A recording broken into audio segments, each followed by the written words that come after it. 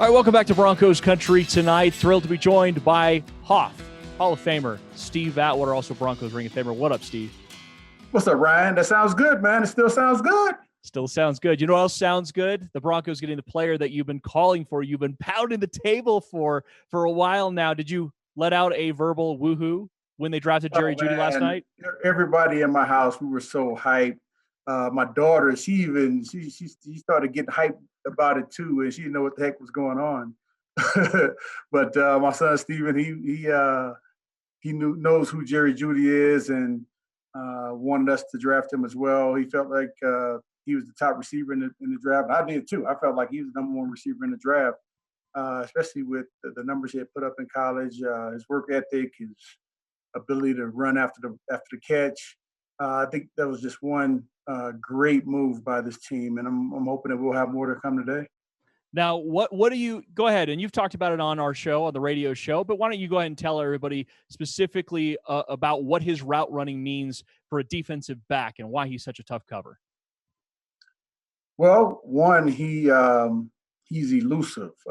He's fast. He's not Henry Ruggs fast, 4.27, but he's 4.4, low 4.4s fast, which is more than sufficient. As you know, one of the greatest receivers to ever play this game, Jerry Rice, he wasn't the fastest guy in the world, but he ran extremely good routes. He was in the right place at the right time, had great hands, did everything the right way. I think that's what we're getting with Jerry Jeudy, a guy who's a precise route runner, who's going to work his tail off to learn this offense and be able to contribute from day one. Ben, one of the comps that was thrown out by Pro Football Focus was Odell Beckham Jr. I'm not sure I completely see that. I can see why they say that. What do you think? Yeah, I don't think that's the comparison to make here. And I'm always hesitant to invoke those types of comparisons, these players, because then we set an expectation for career level and start getting things in our minds that we don't want to presuppose. Let's let Judge Jeudy here, as I'm calling him, go be Jerry Jeudy, and we'll worry about his introduction to Supreme Court when we get there. I think that, I'm always in it for the nicknames. I think that Jerry Jeudy is his own player. If you're going to compare him to somebody, I think he's closer to Amari Cooper than he is to Odell Beckham. But let's let him get out here and be the first Jerry Jeudy. He doesn't need to be the second Odell Beckham. I'm with you on that, but you know how we do these things. We always have to throw comps out there. Steve, let me come back to you here for a minute. When you watch Jerry Jeudy play, and one of the things that I'm fascinated by is playing at a high level, playing at the SEC, being the number one wide receiver. I feel like that is going to help him translate faster to the NFL than maybe another wide receiver that was the second or third option on maybe a lower program. Oh, so do I. He's used to playing in big games. He's coached by one of the greatest coaches of all times down there at Alabama.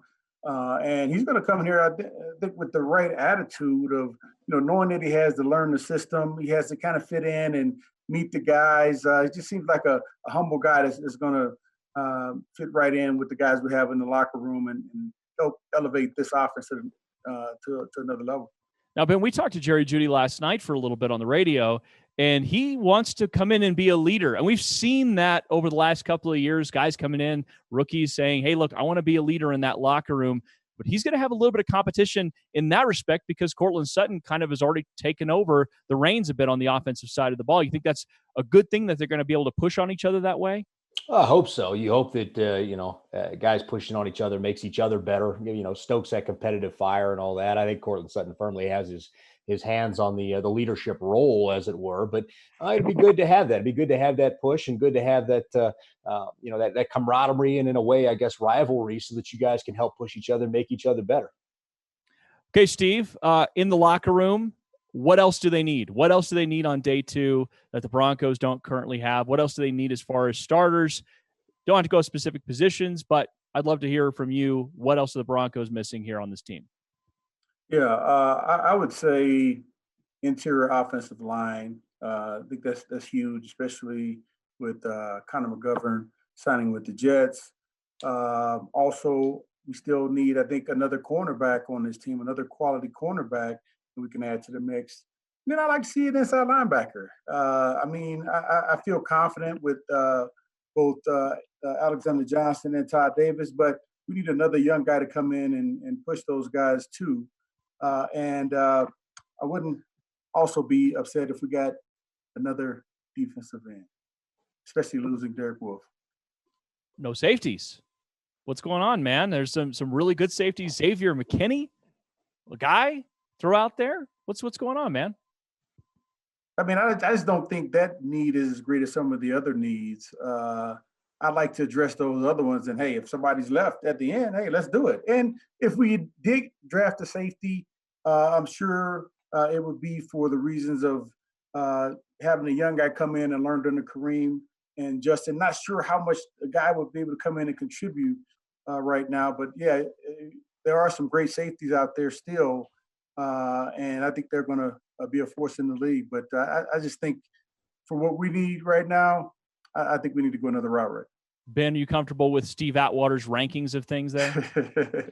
I think so. I've long said the Broncos need to come away with 3 positions in their first 2 days. They need to come away with a wide receiver. Well, we've got that one. Let's scratch that off the board. We may go after another, but we've at least got the one we need. They need to come away with a center, need to come away with a corner. So I fully expect today to be kind of dedicated to that. Probably going to see an interior offensive lineman, probably going to see a corner. The Broncos were exploring trading back into the first there. It might have been for one of those positions.